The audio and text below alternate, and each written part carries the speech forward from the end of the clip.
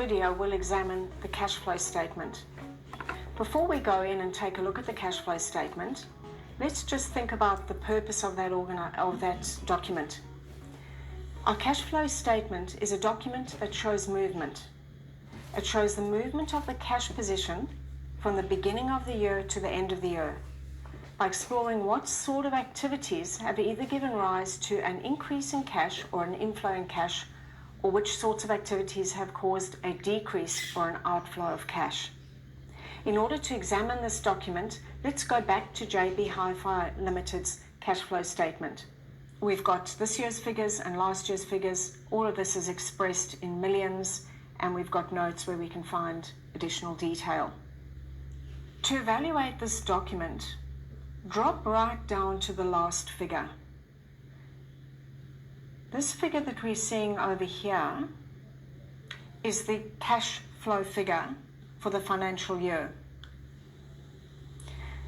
We will find that figure on the balance sheet, and similarly we will find last year's figure on the balance sheet as well. So you will be able to reconcile that figure to the dollar value that we see for cash on the balance sheet. What this means is we are going to reconcile the movement in cash.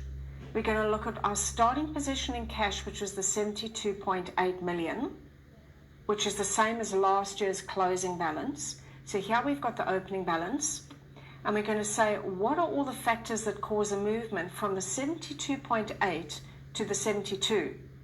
So last year's figure to this year's figure, what's the movement? And that movement is expressed in all of these figures above. So essentially this document is expressing the movement in our cash. We break that movement up into three subtotals. Our first subtotal looks at operating activities over here. Operating activities are those that relate to the day-to-day operating of an organization. So making sales to customers and receiving payments from our making payments to our suppliers and employees. So operations in the top section, giving you a subtotal of the 292. The next section is investing activities. This relates either to the purchase or the sale of assets. That gives a subtotal of 54. And I'll talk more about each of these sections once we understand the fundamental structure of this document. And our final section is financing. This relates to anything to do with liabilities, or commonly known as the debt of the organization, and the equity. And that gives rise to a subtotal of the 239.1.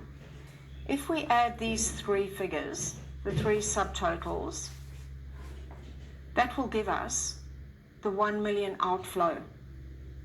You will notice as well that we've got brackets and non-brackets. The non-brackets is a cash inflow. Brackets suggest a cash outflow. So in this case, our operating activities have generated cash. The inflows have been greater than the outflows. Let's explore a little bit. Most of the inflows come from receipts from customers. Notice here we use the word receipts. So this is not on the accrual basis. This is not necessarily the actual sales made. It's the dollar values that come in from customers.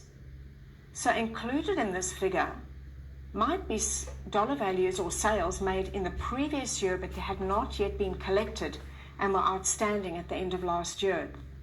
In addition, there may be sales that were made this year, but we haven't yet collected. They won't be included in this figure. So it's a cash basis that we're doing this on. Then our second largest figure over here is the payments that we make to suppliers and employees. We also see another large figure, our income taxes paid. And again, it's not the expense for the year, but the dollar value of taxes paid, income taxes paid to the ATO.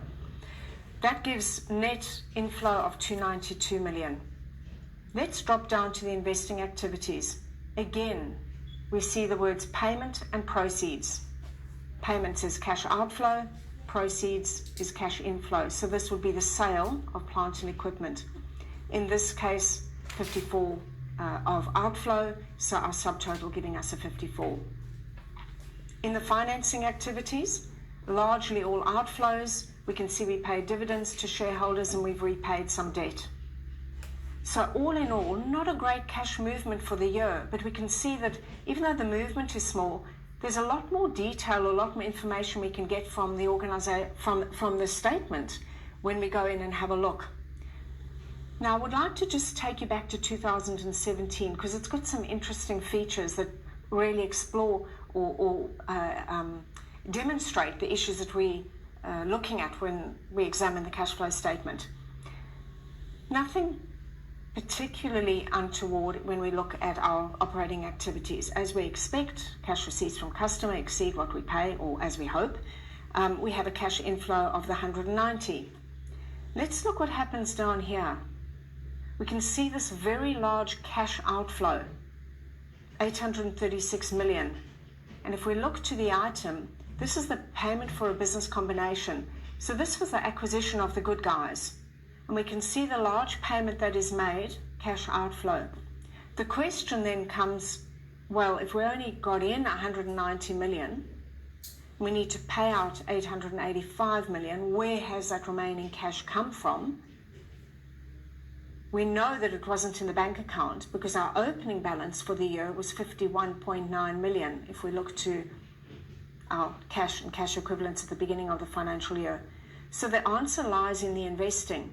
And here we can see they issued shares, so proceeds from the issue of shares of 395.9 million and proceeds from borrowings.